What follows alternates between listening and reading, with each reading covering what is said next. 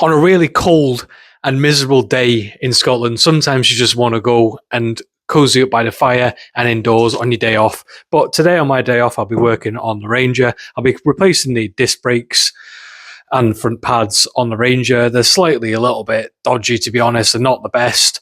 So it obviously tows a big load, horses and horse boxes and things like that. So I'm going to be doing that today.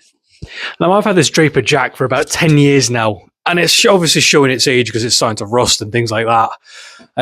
This in the grease nipple there, I need to obviously replace that at some point. But this is a 2-ton Jack. It's got a 750mm height as well.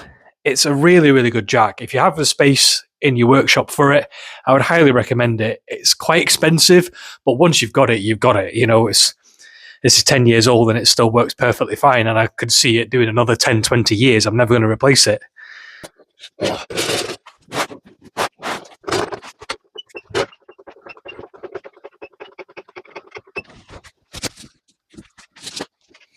Straight on the axle and just punch it up. Obviously, chock the rear wheels, have the handbrake on, and leave it in gear as well.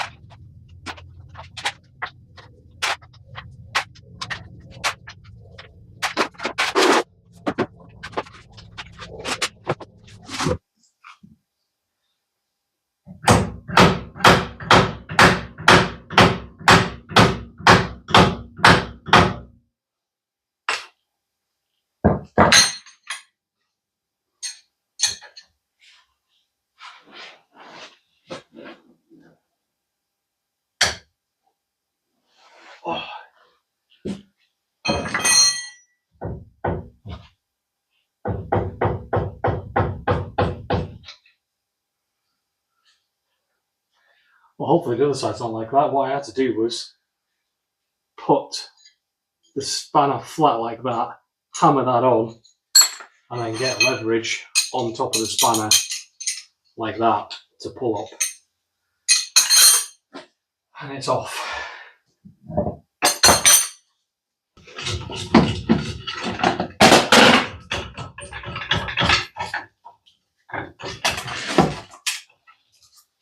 Half the heat shields come off with the brake as well, which is always handy. It's quite rusty, this truck.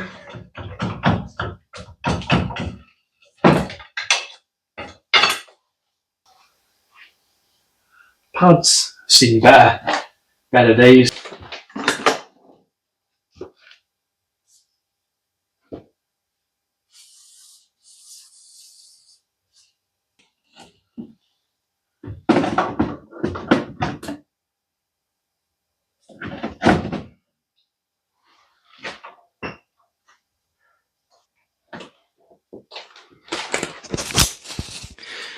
Now, annoyingly, the new brake set didn't come with any new bolts, but luckily I have a bolt what looks similar size, what will fit into the brake caliper carrier. Obviously not the correct bolt, so I'd advise you using or buying your own bolt, but I'm going to use this one because I've got it in stock in my parts bin.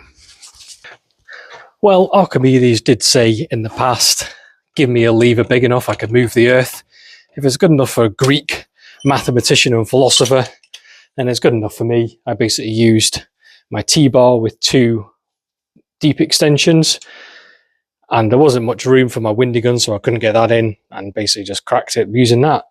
Obviously a breaker bar would be handier, but you got to use what you can use what you got in your toolbox, and if I don't have a breaker bar, then that's it.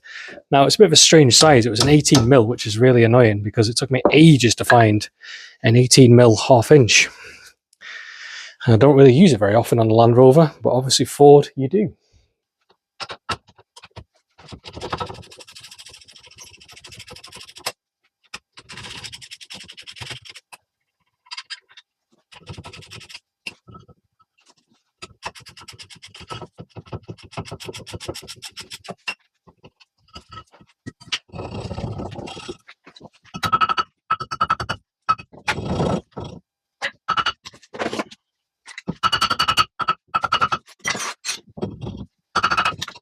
So the disc isn't in bad shape and all, but it is starting to get really rusty, and the back of it is actually worn a little bit. You could probably get away with reusing that, to be honest, but you would never get it off again, and it would just keep getting rusty each year.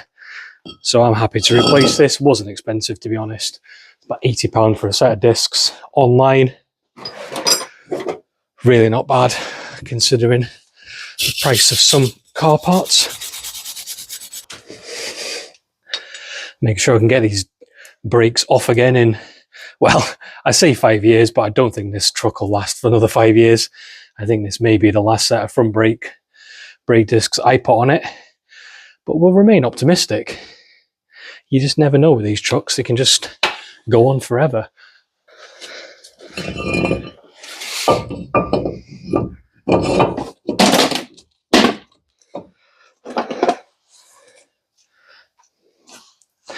Those doubting the durability of my work light, it still works. It's taken a fair beating. The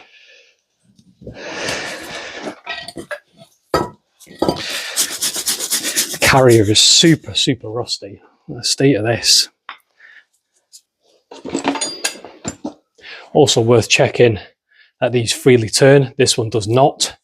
So I need to take this out, re-lubricate it, and make sure it moves freely. Suffice to say that was a bit of an epic getting these bolts out. You obviously can't use heat on them because they've got a rubber grommet on them to protect them from dirt ingress and things like that. So you just got to keep on working them, keep twisting them. I got a pry bar underneath it and started banging it out with a hammer as well. An epic, but nice and free now, and probably worth doing and checking when you do the Ranger. But it took me about half an hour to get these out. A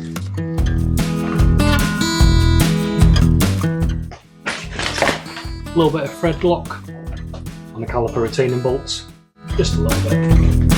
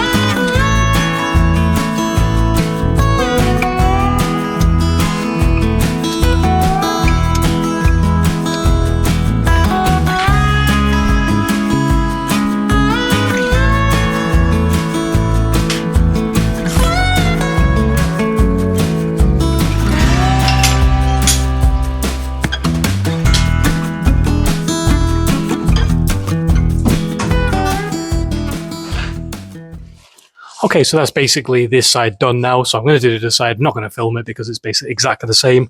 What I did for the caliper bolt to get the twin piston caliper back in, this on one side and the G-clamp on the other side, and just worn them both in together and just nice evenly spread on the caliper to get it wound back in.